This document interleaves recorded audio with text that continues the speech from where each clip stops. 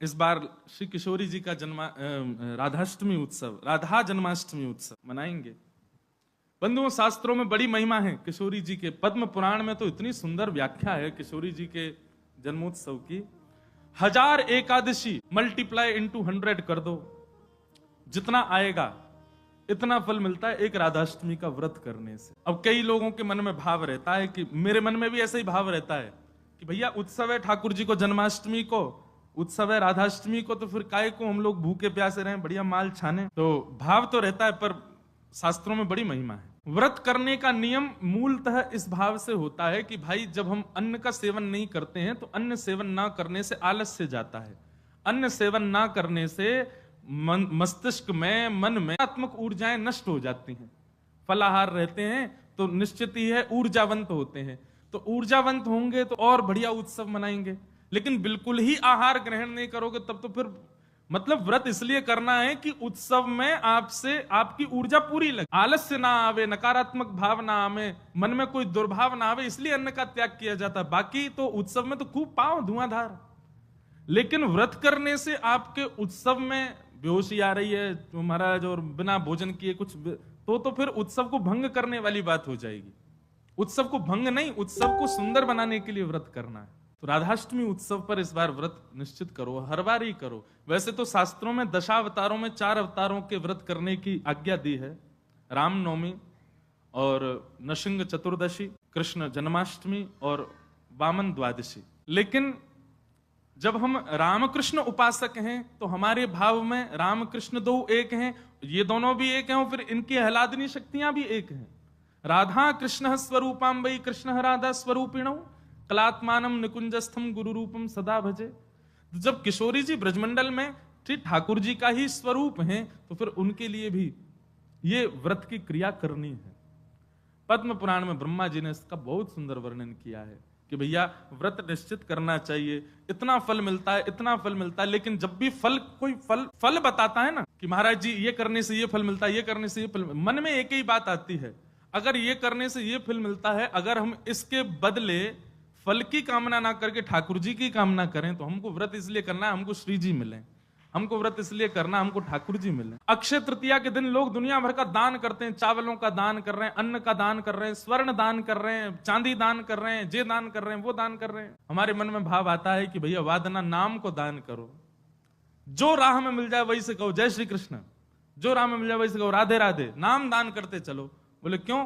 बोले अक्षय तृतीया को कछु दान करो तो अक्षय है जाए, तो हम नाम दान करें, हम ठाकुर जी को भजन दान करें, अरे भक्ति दान करें, अपनी भक्ति अक्षय हो जाए, नाम अक्षय हो जाए, प्रेम अक्षय हो जाए, ऐसी अक्षय तृतीया मनाओ। तो कभी भी आपको किसी व्रत या किसी नियम के पीछे फल बताया जा रहा हो, सुन लिया करो, अच्छा इससे ये फल मिलता है, उस फल को गौड़ करके उस फल के स्थान पर किशोरी जी को विराजमान कर दो। हे किशोरी जी, हम राधाष्टमी को व्रत या मारे करेंगे कि हमको आपकी प्रेम लक्षणा भक्ति प्राप्त हो, आपको प्रेम प्राप्त हो, इसलिए हमको व्रत कर। बिहारी जी जाइए और सुनिए, राधाष्टमी को हमारे ब्रजमंडल के रसिक शिरोमणि स्वामी श्री हरदास जी का जन्मोत्सव है।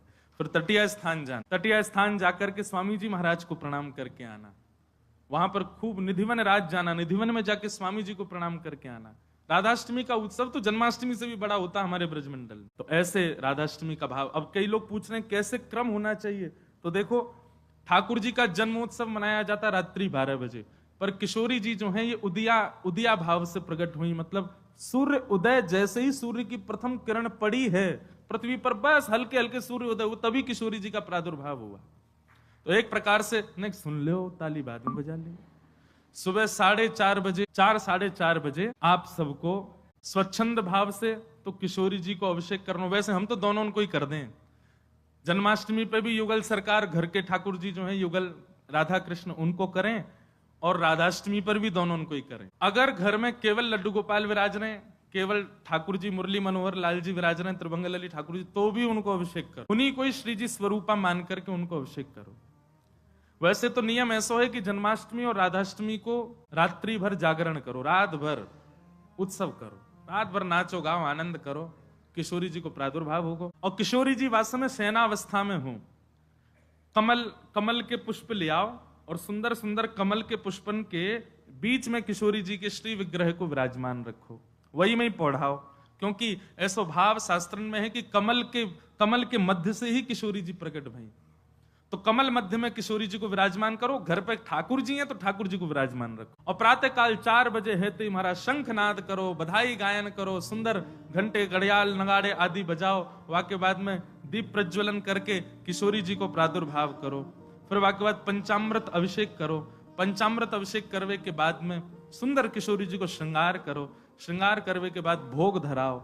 भोग धरा करके फिर किशोरी जी की आरती करो। आरती करने के पश्चात फिर खूब नाचो, इतने नाचो इतने हम तो अभी जयपुर में एक बात कह के आए, उत्सव तब तक मत मानो कि नाचते नाचते उत्सव करते करते डॉक्टर के पास नहीं जाना पड़ जाए। अगर आपको दवाई नहीं लेनी पड़ी तो समझो उत्सव मनाया ही नहीं आपने। शादी ब्याह होता है घर में तो लड़की का जो भाई होता है या लड़की के पिताजी, लड़की के मामा, लड़की पक्ष के, लड़का वाले तो ऊधम करें, लड़की वाले इनकी कमर कसे, उनके जेब में 2-4 दवाई पड़ी रहती है, सिर दर्द की, पेट दर्द की। क्यों, हमारी तो बड़ी 3 बहनें तो उनको पता है, एक दवाई रखी रहेगी। क्यों, सिर दर्द हो रहा है, सो नहीं पा रहे हैं।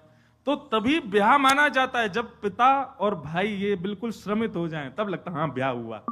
श्रमित ही नहीं हुए तो क्या बात का ब्याह। ऐसे ही उत्सव में महाराज एक आनंद की बात करें, ये नहीं जबरदस्ती कि महाराज दवाई लेनी ही पड़ जाए। जब तक इतने श्रमित नहीं हो जाओ, इतने नहीं थक जाओ कि महाराज अब कुछ नहीं हो सकता हमसे, पस्त नहीं हो जाओ, तब तक नाचते ही रहो किशोरी जी के आगे, ठाकुर जी के आगे। खूब बढ़िया उत्सव करियो, खूब नाचियो, और फिर व्रत रखो पूरे दिन। किशोरी जी को खूब बढ़िया व्यंजन पवाओ, और पवा करके वो कोई को वितरण करो, कोई अपने काजे थोड़ा रख लो, दूसरे दिन जब नौमी लगे सो वाको पाओ प्रसाद रूप में, पर दिन व्रत रखो। और भैया नहीं रुको जाए तो पा लियो, चकाचक पाओ। बोले हमारी श्री जी को उत्सव है, हम तो पाएंगे तो पाओ, कोई दोष भी नहीं। व्रत ना करने से पाप नहीं लगता है, पर व्रत करने से पुण्य बहुत होता है हमको, लेकिन पुण्य की नहीं, हमको किशोरी जी की कामना है। तो इस प्रकार, और फिर एक नियम सुन, या तो संभावना बने तो सहस्त्र कमल, 1000 कमल, और 1000 कमल की भावना नहीं बने तो 1000 कोई भी पुष्प, लेकिन सुगंधित होने चाहिए, बिना सुगंध वाले नहीं। मोगरा के हो जाएं, हार श्रृंगार के हो जाएं, गुलाब के हो जाएं, और यदि व्यवस्था बन जाए तो कमल 1000 हो जाएं। किशोरी जी के अभिषेक के बाद, आरती करने के बाद, सब आरती आदि पूजन किशोरी जी को भोग लगाने के बाद, फिर उसके बाद 1000 कमल से श्री चरणों की अर्चना करो। अब अर्चना में तो कई लोग ऐसा भाव रखेंगे कि राधा सहस्त्र नाम गाओ, राधा सहस्त्र नाम से 1000 कमल चढ़ाओ, पर हमारी भावना ऐसी, गोपाल सहस्त्र नाम से चढ़ाओ। गोपाल जी के नाम से 1-1 कमल ठाकुर जी, क्योंकि भैया धन धन राधिका के चरण, परमानंद दास जी का पद है, उसी पद में कहते हैं श्याम जिनकी शरण। अरे कथा तो यहां तक आती है कि किशोरी जी के सदा चरणन में ठाकुर जी रहे, गा दें। ठाकुर जी को किशोरी जी के मुखमंडल के श्रृंगार में सुख मिलता है, पर ठाकुर जी को उससे भी अति सुख मिलता है किशोरी जी के चरण देखने में। मतलब हमारे गिरधर लाल जी सदा ऐसे ही रहते हैं, नीचे ही नजर रहती है उनकी। क्यों?